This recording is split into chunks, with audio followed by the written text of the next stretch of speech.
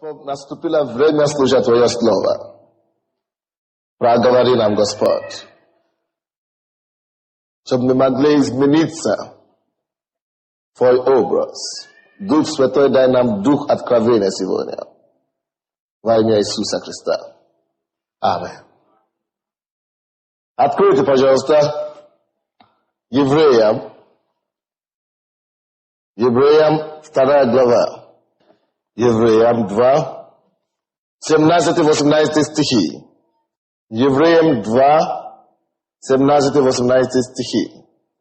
Посему он должен был во всем уподобиться братьям, чтобы быть милостивым и верным первосвященником перед Богом для умилостивления за грехи народа. Ибо как сам он претерпел быть искушен, то может и искушаемым помочь. Я чувствую в моем сердце, что время наступило для нашей церкви влюбиться в Иисуса. Вы знаете, многие люди ходят в церковь, и они не знают Иисуса. Поэтому в этом месяце я не хочу, чтобы вы шутили с собраниями. Не пропускайте ни одно воскресное или служение или собрание в четверг. Я буду целый месяц проповедовать об Иисусе. Я хочу, чтобы Дух Святой открыл каждому из нас личность Иисуса. Чтобы мы могли его видеть. Когда мы будем его знать, тогда мы сможем влюбиться в него. Вы знаете, многие люди ходят в церковь, не потому что они, не благодаря, не из-за любви их к Иисусу, не благодаря любви к Иисусу. Они ходят в церковь просто потому что благодаря тому, что они получают от Иисуса. Ходят в церковь, потому что приятно в церкви. Ходят в церковь, потому что в церкви легче и хорошо. Ходят в церковь, потому что они получают исцеление здесь. Ходят в церковь, потому что Бог дает много чего. Но не ходят в церковь, потому что они знают Иисуса. Но это все изменится. Мы будем знать Иисуса. Мы будем ходить с Иисусом. Мы будем щупать Иисуса. Мы будем уметь разговаривать с Иисусом. Мы будем любить Его всем сердцем. Мы будем двигаться им. Мы будем существовать им. Мы будем прославить Его всем нашим деяниям. Это важно знать Иисуса. Муж Галилея, того, кто умер за вас. То был распят, чтобы мы с вами могли жить.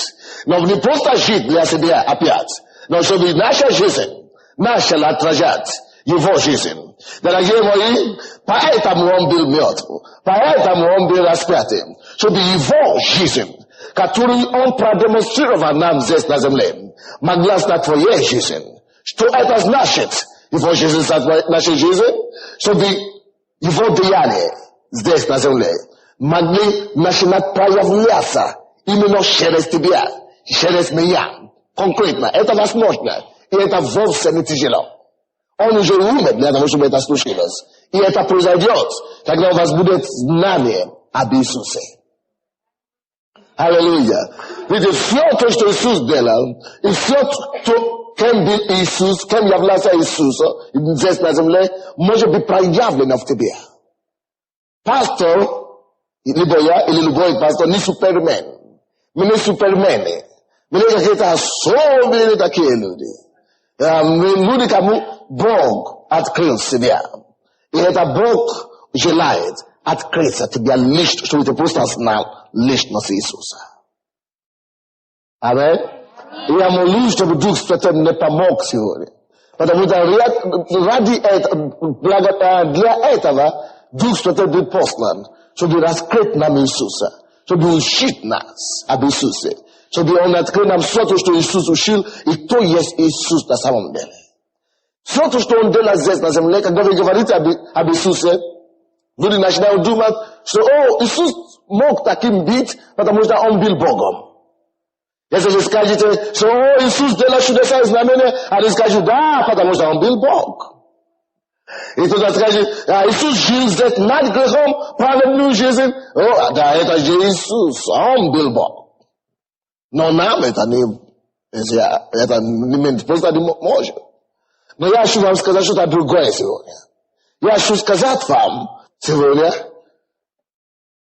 что все то, что Иисус являлся здесь на земле, Он хочет быть таким для тебя и через тебя.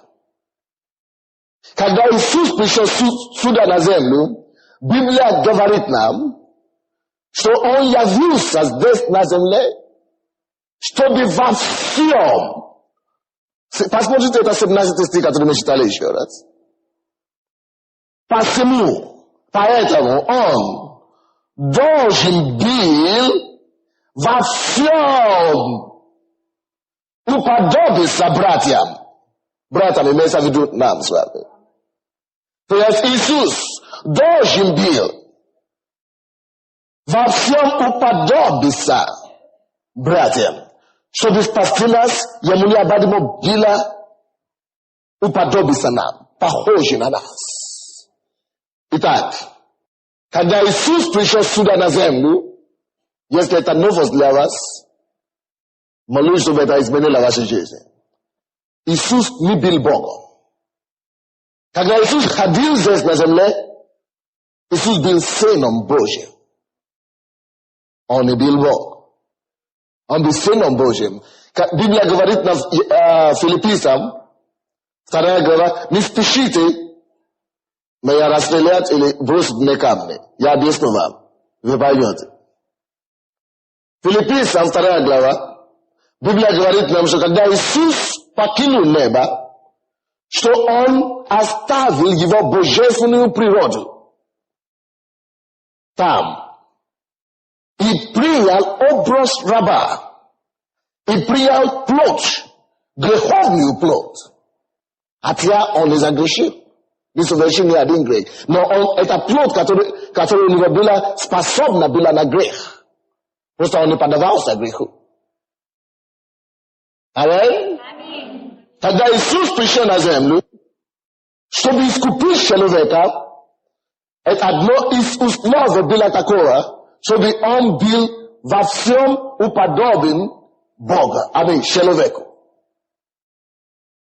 Вы знаете, когда человек упал в грех, Адам упал в грех, и Ева. Надо было, чтобы кто-то искупил их. Человек упал в грех, надо, чтобы человек выстоял перед грехом.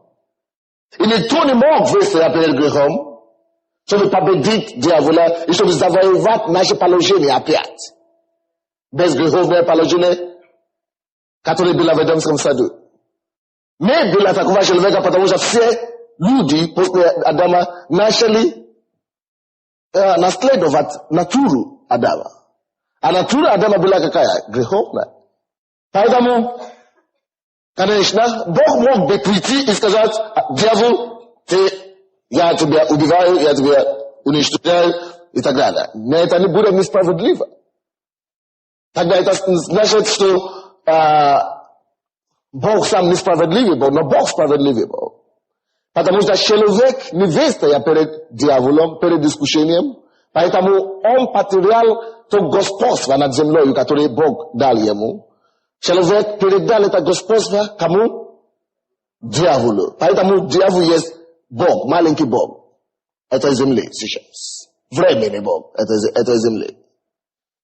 И чтобы искупить нас, и чтобы мы могли спастись от этого положения, необходимо, чтобы кто-то тоже из человеческого рода победил дьявола тем, что он не упал в грех, и через смерть, через воскресение, через кровь. Это то, что сделал Иисус.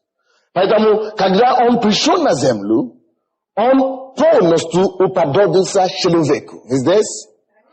Он полностью уподобился человеку. Библия говорит, Он уподобился. Что это значит? Это значит, Иисус был на твоем месте. Об этом я проповедую сегодня. Иисус был на твоем месте. Дорогие братья и сестры, смотрите на меня. Многие из вас жалуются на свою жизнь. Многие из вас смотрите на себя и вы думаете, почему, за что, Господи? Многие из вас даже жалеют на Бога, ропщут на Бога. О, Господь, почему моя жизнь такая? Мой сын даже меня бьет свою матерь. Господи, почему у меня такой муж неменяемый? О, Господи, почему мне так плохо перед грехом? Я не выдерживаю перед искушением. Почему только я в этой ситуации? Никто меня не может помочь. Пастор говорит, ничего не помогает. Он говорит, что Бог, но он меня не поймет, потому что он не в моем положении. Алло! Но послушай, дорогой мой, да, я не могу понять тебя. Да, я не в твоем положении. Но Библия говорит, что там, где ты есть сейчас, там, где ты находишься, Иисус был на твоем месте. Он уподобился человеку во всем. Что у тебя есть? Иисус был там, чтобы почувствовать то, что ты чувствуешь. Почему он был там? Чтобы он мог почувствовать и пережить все то, что человек здесь может пережить здесь на земле. Тебе плохо от того, что у тебя болезнь? Библия говорит нам, что он специально получил раны за наши болезни. Чтобы ранами его, боли, которые он получил в этих ранах, чтобы вы могли быть исцелены. Он в этих ранах нес ваши болезни. В этих ранах чувствовал он твои боли, которые ты сейчас чувствуешь. Он знает, дорогие. Он знает, дорогие. Он знает, дорогие. Иисус знает твое положение. Он знает, что ты переживаешь, через что ты проходишь. Не думай никогда, что Бог тебя забил. О, нет! Библия говорит нам, что Он был уподобился человеку во всем, аллилуйя, во всем, во всем, во всем. И Библия говорит в 18 стихе, ибо как сам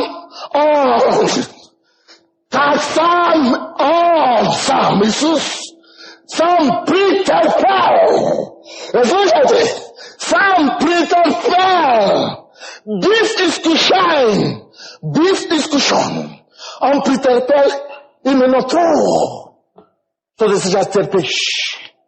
Что ты терпишь сейчас, Бог говорит, для того, чтобы Он мог тебя понять, Он претерпел это. Поэтому, когда тебе хуже всего, когда тебя никто не понимает, не открой рот, не жалуйся на никого, пойди в комнату твою, пойди в свою комнату и знай, что Иисус возле тебя, и расскажи Иисусу. Если я не пойму, Иисус поет. Если твой муж не поет, Иисус поет. Если твоя жена тебя не поймет, Иисус тебе поймет. Просто закрой себя в комнату. Только ты с Иисусом. Только ты с Иисусом. Он везде слушай. Он живет в тебе. Он возле тебе. Расскажи ему. Подай ему, положи свою голову ему на плечо. Он как утешит тебя. Он утешит тебя так, как никто, дорогой. Тебе не надо искать человеческое утешение. Есть то утешение, которое идет в престоле живого Бога.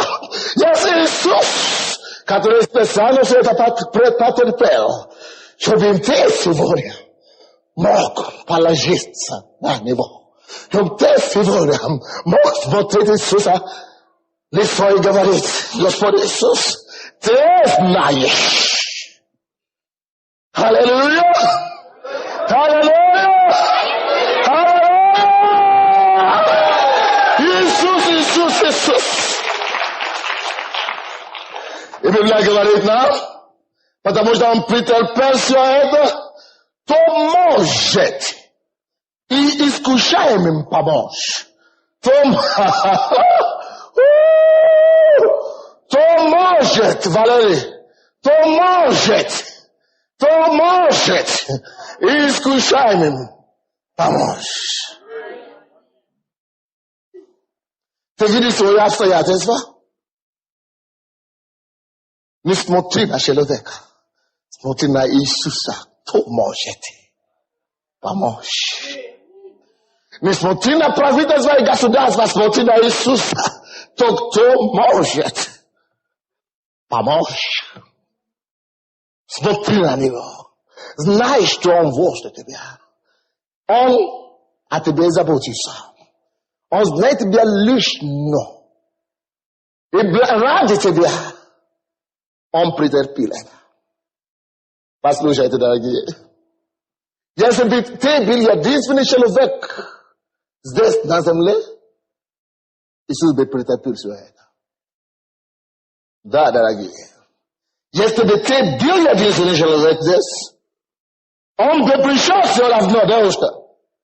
Если бы ты был единственный человек здесь, на земле, Он бы пришел на твое место, чтобы понять тебя.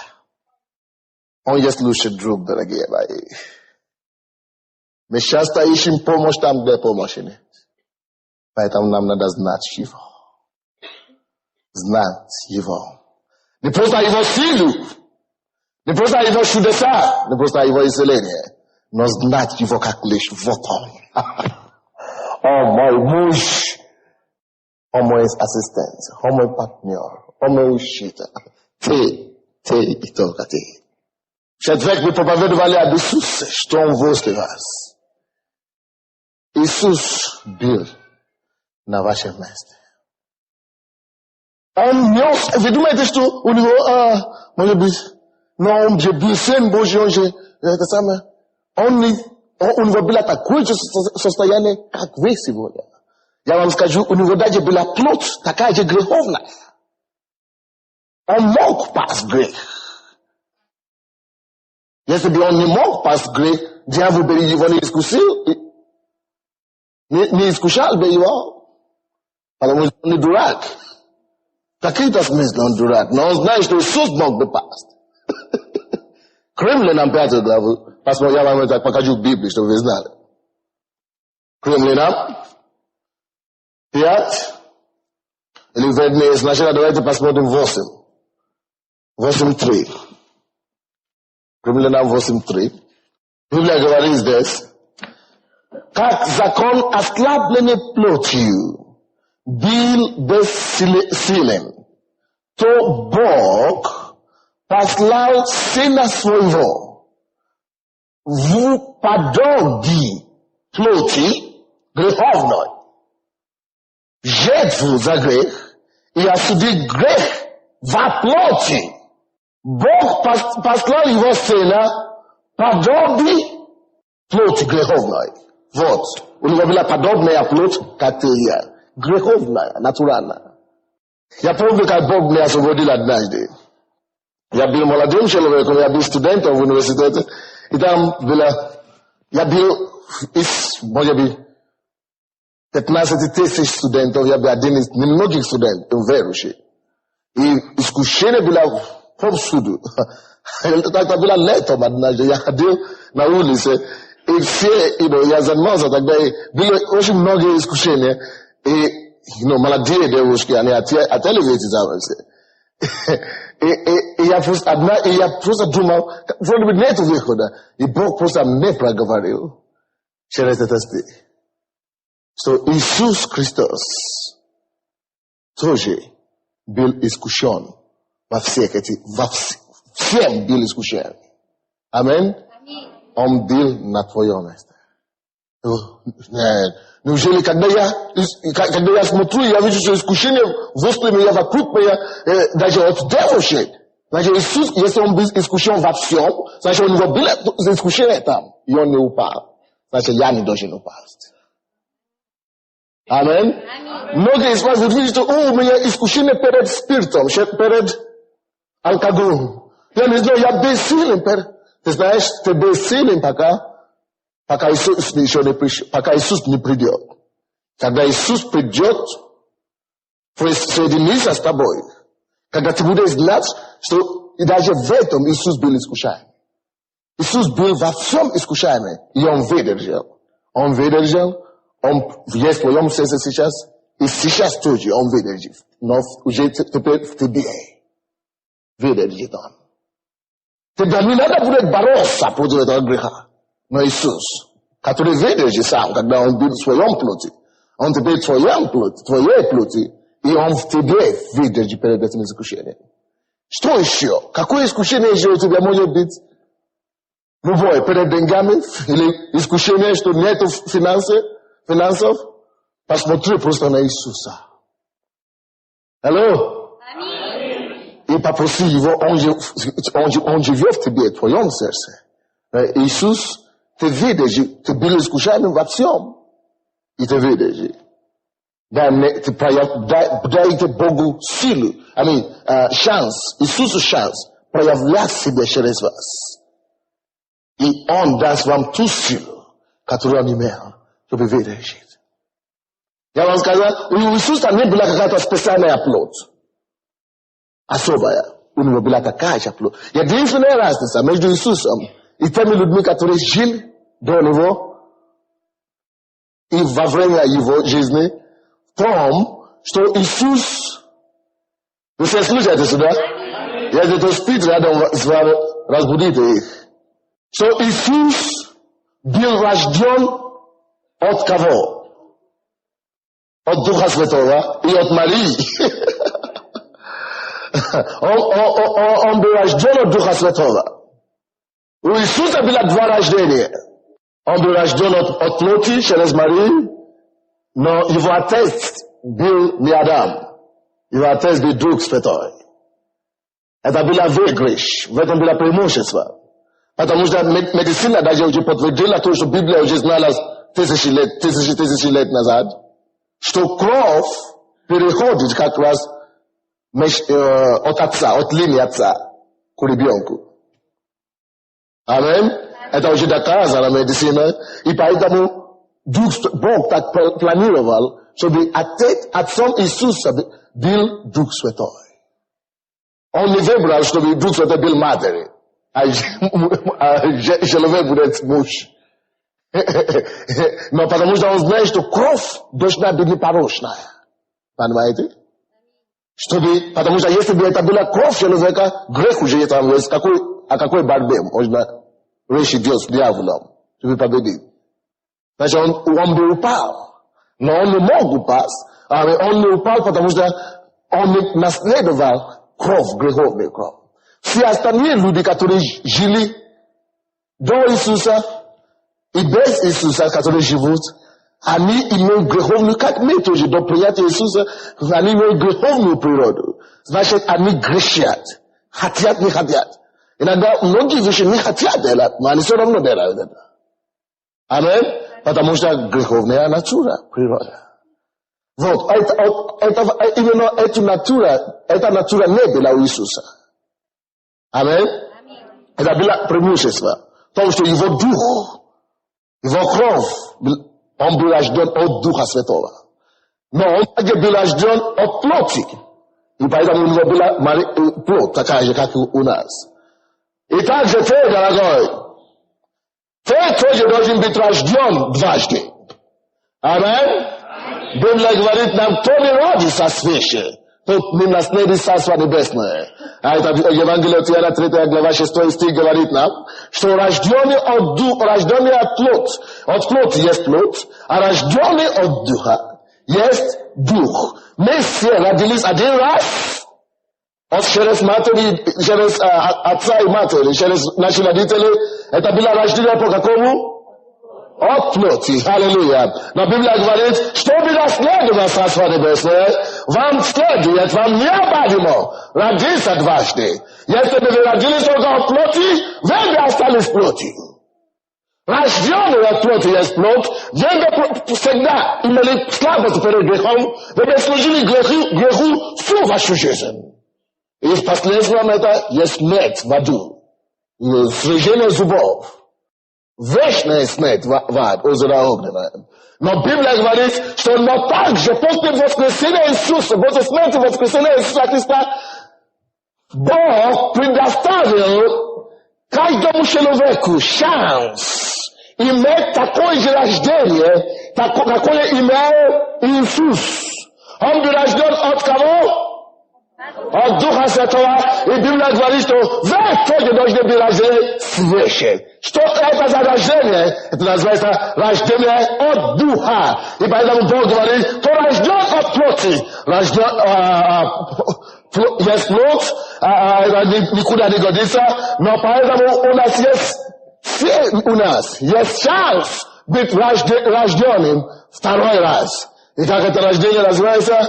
Рождение от Духа. Поэтому, когда вы принимаете Иисуса Христа своим Господом и Спасителем, вы знаете, что с вами происходит? Не понял.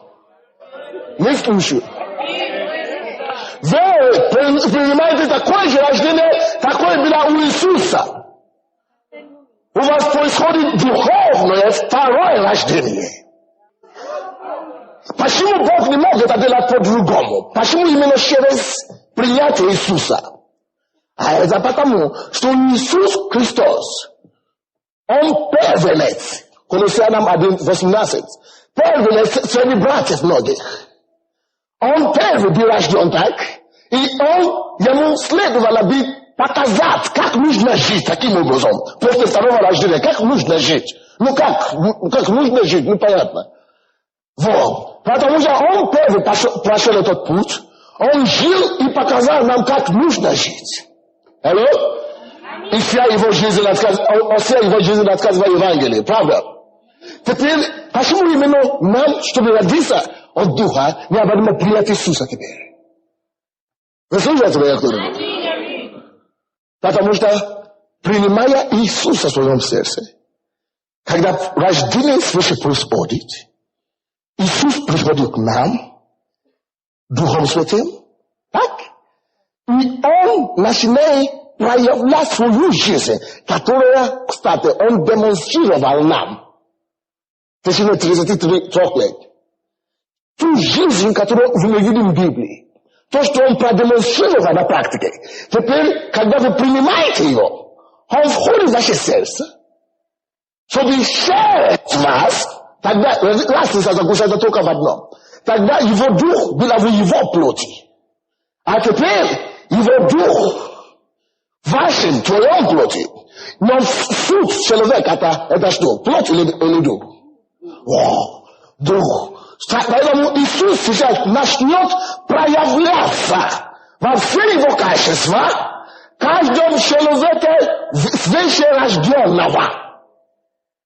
Вы понимаете, почему? Поэтому Иисус сказал, всякие женщины, дела, которые я делал, сделаю так же. Вы слышите меня? Потому что на самом деле это не ты это сделаешь. Он в тебе живет, ты просто позволяешь Ему явить себя. Поэтому не бойся молиться за больных. Не бойся даже молиться за мертвых людей. Потому что когда я стою перед Ним, это как тень, когда я вижу свою тень. Я поднял свою руку, это не моя рука, это рука Иисус со мной. Он сказал, что я был с вами, но я буду с вами и вас. Он со мной. Не я проповедую вам, дорогие. Есть кто-то внутри меня, который дает жизнь, эти слова, которые я говорю. Поэтому я не боюсь, когда я знаю, что Он со мной. Но Он не просто приходит и уже сразу становится гигантом. Алло? Слушайте, не спите. Алло? Аллилуйя! Необходимо, чтобы Иисус возрастал в вас. Даже Иисус, когда Он был в своей натуральной плоти, да?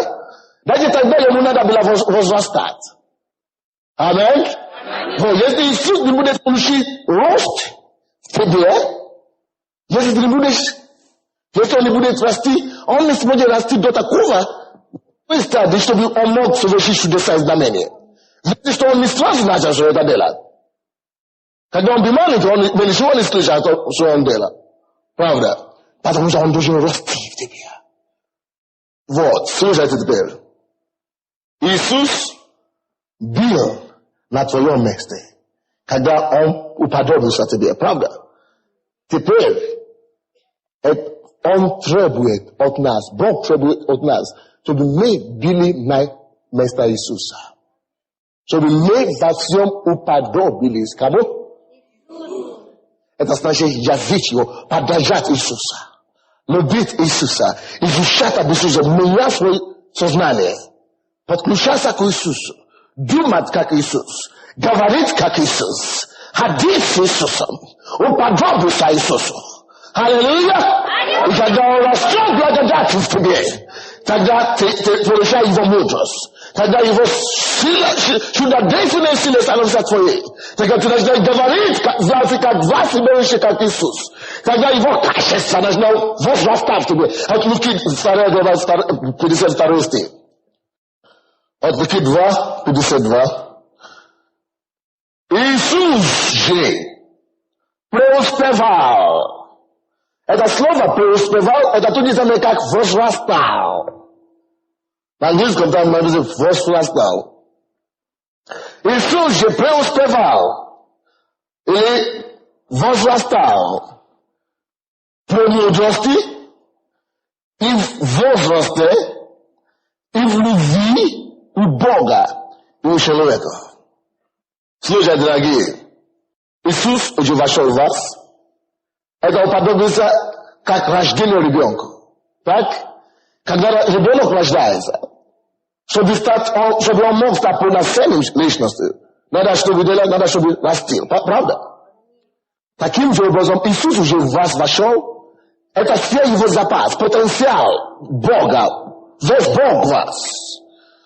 Но как это проявится? Потому как вы позвольте Богу возрастать, Иисусу возрастать в вас.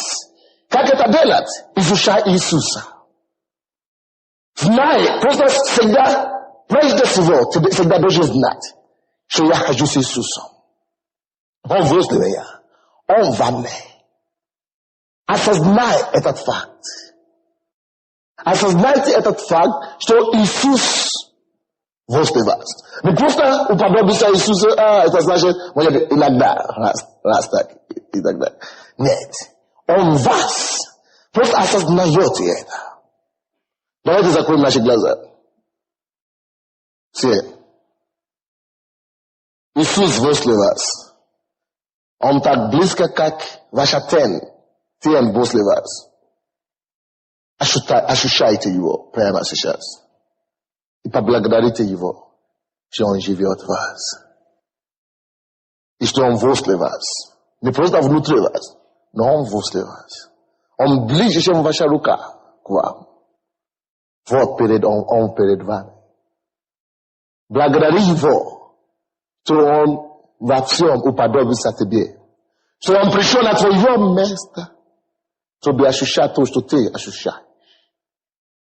Что Он пришел на твое место, чтобы ощущать, пережить и пройти все, то, что ты проходишь. Чтобы понять тебя. Теперь-то тебе надо уподобиться Ему. Чтобы двигаться, как Он двигается. Чтобы уподобиться Ему. Чтобы Его жизнь могла проявиться через тебя лично. Поговори с Иисусом, как личность Его. Он так и есть. Обними Его. Просто люби Иисуса. В своем воображении просто представь себе, что Иисус стоит перед тобой. А ты, как маленький ребенок, падаешь на колени перед Ним. Используйте ваше воображение, просто благодари Его. Библия говорит в Исаии, что он говорит, я держу тебя за правую руку. Я вожу. Вот как Он держит тебя. Просто представь Его. Я благодарю тебя, Иисус, что ты здесь возле меня. Что ты окружаешь меня. Я окружен тобой. Ты держишь меня за руки. И ты ведешь меня по жизни. Ты во мне, чтобы проявлять твою личность, твое качество, твою жизнь. Слава тебе, Иисус. Во имя Иисуса. Аминь. Откройте, пожалуйста, Галатам 4:6. Галатам 4:6. А как вы сыны, то Бог послал в сердце ваше Духа Сына Своего, вопиющего Ава Оши. Что это значит? Опять я попрошу ваше внимание. Я уже сказал, что была разница между Иисусом и теми людьми, которые жили с Ним и до Него. То, что эти люди несли, рождены от Адама. И они наследовали грех. Но Иисус рожден от Духа Святого. Поэтому это уже не его природа. Так? Но теперь не только Иисус, Он был первым. Но не только Иисус рожден от Адама. То еще, не только Иисус рожден от Духа Святого, то еще рожден от Духа Святого. А? Я рожден от Духа Святого. Я рожден от Духа Святого. Рожденный от Духа есть Дух. Я рожден от Духа Святого. Поэтому Бог, это то, что Бог имеется в виду здесь, что как только вы приняли Иисуса, что происходит? Вы стали сыновья Иисуса, правда, Господа, Бога. Аминь? А кто первый сын Бога? Иисус. Иисус первый сын Бога. Аминь. Если Он сын Бога, и Он показал нам пример. Аминь. Если Он показал вам пример, как нужно жить сыну Божьему. А мы тоже сыновья, значит, мы должны жить, как Он жил. Но потому что мы сами не сможем это делать, Бог послал нам Духа Сына. Вы знаете себе, что Бог послал Духа Сына. Дух усыновления, который был в Иисусе. Что это значит? Это значит качество Иисуса теперь, который Он демонстрировал, когда Он жил здесь на земле. И Он это не делал не потому, что Он Бог. Вы понимаете? Я возвращаю. Он это делал, потому что Он есть Сын Божий. И как Сын Божий, почему Иисус сказал, я ухожу, но лучше для вас, чтобы я ушел. Потому что когда Он уйдет, тогда Он не будет ограничен плотью. Тогда Его Дух Сына, который действовал в Нем, будет в каждом из нас. И тогда Иисус не будет в Палестине только, но Иисус будет в каждом из нас. Алло, слушайте там. Иисус будет в каждом из вас, из нас, и как Он есть сейчас. Это значит, все, что Он делал тогда, сейчас Он будет продолжать делать. То есть вы знаете, что Иисус продолжает делать все, что Он делал в Новом Завете. А где Иисус? Вы думаете, почему тогда многие люди не могут делать многие великие вещи, хотя Иисус живет в них? Потому что они это не осознают. Вот, вы теперь послушайте, дорогие мои. Иисус пришел к вам, Он говорит, что не вы меня избрали, но я вас избрал, чтобы принести плод. У Иисуса есть цель, почему Он избрал вас, чтобы Его жизнь могла продолжаться. Чтобы Его настоящая жизнь могла продолжать оплодяться через нас. Он тот же самый Иисус, но просто в моем плоти сейчас от меня все отражает. Вы знаете, я получил это откровение, я всегда это проповедовал, я всегда это знал. Но за неделю назад Бог это явил мне по-новому. Сейчас я стою, я вижу, что я стою в Иисусе. Возле Иисуса. Он возле меня.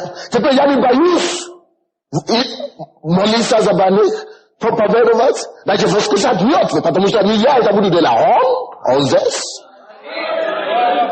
И ты тоже. Иисус огорчается, когда мы смотрим на себя.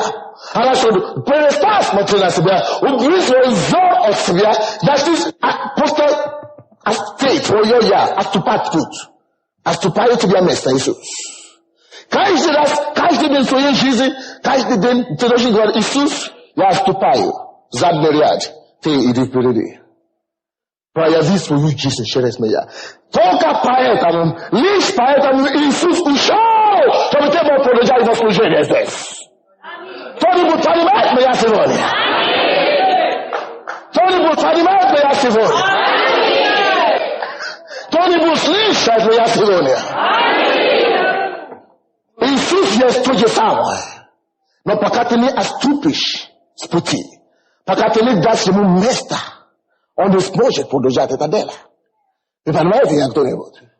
Поэтому Иисус будет использовать любого человека ровно как он действовал. Он даже сказал, что больше сделает.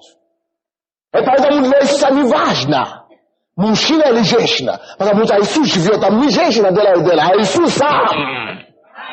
Он просто использует плоть женщины. Одна из самых могущественных женщин, которые жили на этой планете, которые Бог вообще, или женщины, или мужчины, одни из тех людей, которые Бог больше всех использовал, кроме апостолов, были женщины. Мэри Алис, Мэри, Мама Мэри называется, или Катрин Кулман.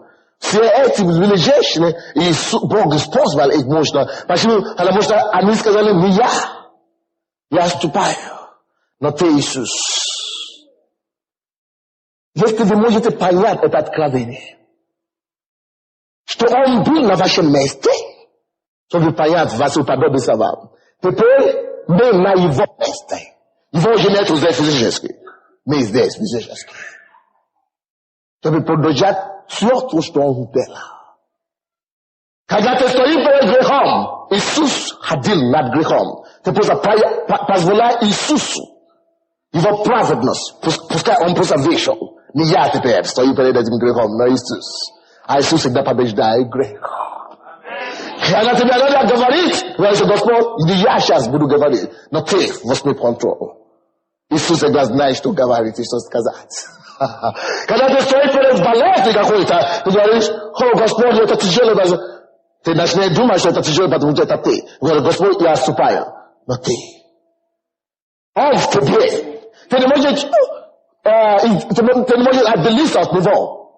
Пока ты ходишь с Богом, Он с тобой. Поэтому просто отпусти ему вперед. Пускай он возьмет контроль. Дух Святой, дай откровение каждому человеку сегодня об этой проповеди. Дай пошли откровение об Иисусе, чтобы мы могли знать и позволить Иисусу проявляться через нас. Если мы это поймем, мы все начнем действовать в силе и могуществе. Но поэтому, когда Бог мне это открыл, я по-новому читаю Библию. Теперь я люблю читать Библию, как никогда раньше. Особенно Евангелие. Потому что когда я вижу Иисуса, я вижу, Он же во мне. Вот Он здесь. Он это сделает и сейчас. Он это скажет и сейчас. Уподобитесь Иисусу. Это значит, изучай Иисуса. Меняй свои мысли, свои там все грязи, которые ты накопил за свою жизнь. Замени это Иисуса. Замени это Библией. Изучай Иисуса, уподобься Ему. Подражай Иисуса. И на жизнь спрашивает у себя, сделает ли это Иисус? Сделает ли так Иисус? Если Он так не сделает, позволяй Иисусу, чтобы Он вышел и сделай как нужно делать. Аллилуйя. Филиппийцам 2:5. Откройте языка. О, Господь, я доверяю Тебе, что это дойдет до нас во имя Иисуса. Что мы начнем относиться к Иисусу как человека, который возле нас. Дорогие мои, Он возле Тебя. Дорогая моя, вот Он возле Тебя. Развивай свое воображение. Вот Он возле Тебя. Он здесь без проблем. Все равно, знаешь ли ты этого или нет, Он там. Полезно, конечно, чтобы знать. Поэтому знай это и действуй соответственно. Он есть дух, и Он здесь. Ты можешь ощущать Его. И многие из вас всегда ощущают Его во время поклонения, во время прославления, во время... Ты чувствуете, что да, Он наполняет вас. А вы должны всегда так двигаться. Всегда иметь его возле вас. Он говорит, я держу тебя за правую руку. Он возле вас, и он внутри вас. Когда я болею, когда кто-то что-то у меня не то, я говорю, Иисус, ты во мне. Прояви свою исцелительную силу. И я закрывал глаза, я себя сандей убираю и говорю, Иисус приходит, являя свою силу. Когда мне надо молиться за человека, я говорю, Господь, не я буду молиться, я никто. Но ты проявись. Я возлагаю руку, но я не вижу свою руку, я хочу видеть руку Иисуса. Вот он делает это. То есть, отпусти себя и приводи Иисуса в действие.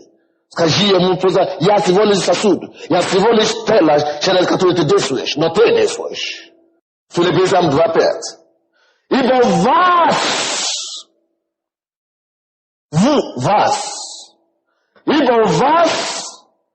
должны быть, не может быть, должны быть те же чувствования, какие и в Иисусе Христе. Почему? Потому что Он вас. И Он возле вас. Он ходит с вами. Спит с вами. Им вы существуете. Им вы двигаетесь. Им вы существуете. Им вы делаете все то, что вы делаете, но лучше для вас, чтобы это знать, что Он возле меня. И когда мы представляем Господа, почему я танцую? Потому что я знаю, что Он возле меня. Я представляю Его на троне. Перед Богом, не дать ему. Это как во время Римской империи. Или во время Ирод и другие кисели, они сидят на столе. И они зовут молодые женщины и молодые, чтобы они танцевали. То лучше танцуют, они говорят, проси, что ты хочешь. Они прославляют царя. Но я не прославляю римского царя, я не прославляю Ирода, я прославляю того Бога, кого прославлял Давид. Я знаю, что он, и когда я это делаю, я знаю, что он здесь, на небе где-то далеко. А он вот, он тут, и я начинаю прославлять его энергично, да. И мне хорошо, я, аллилуйя.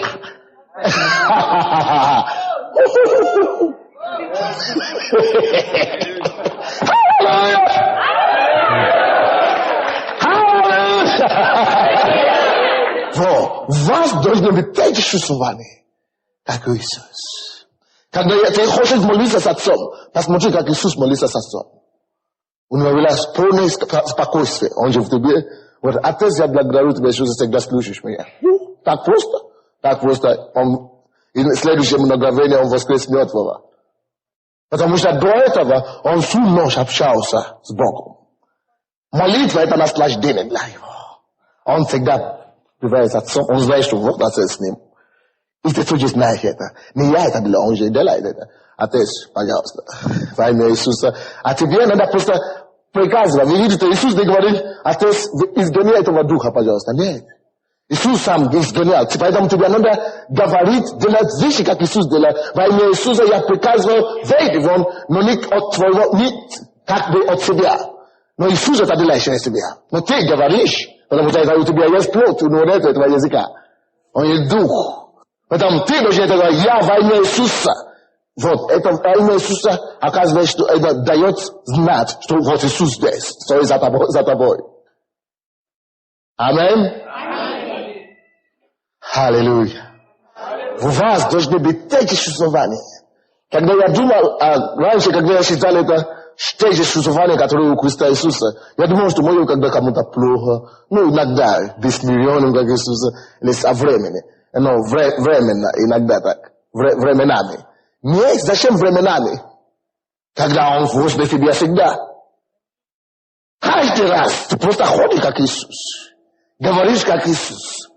Чувствование Иисуса, просто позволяй Ему, знай это, в твоем осознании, говорю, Господь, прояви свое счастье, пускай твое чувствование будет через меня. Позволяй Ему просто проявляться через тебя. Вы понимаете меня? Закройте ваши глаза, преклоните вашу голову. Общайтесь с Иисусом. Я благодарю Тебя, что Ты есть здесь, что Ты так близок. Ты так близок. Ты так близок. Ти так близок, ти так близок, ти так близок. А що ж робити всегда. Нам не знать. Представляй его после себя. Он там. Ты можешь обнять его. Он там. Слава тебе, Иисус. Поговори с ним. Он был на твоем месте. Теперь скажи, что ты готов представлять его. Чтобы Дух Святой учил тебя, чтобы Иисус мог возрастать тебе в твоей жизни. Чтобы Бог мог совершать все его дела. Иисус мог совершать все то, что Он делает здесь на земле. Через тебя. Не ты это делаешь, но Он в тебе. Все равно Он там. Он это сделает, если ты только позволишь. Поговори с Ним. Он же так близко. Он не только внутри тебя, Он тут рядом с тобой. Он окружает тебя, ты окружен им.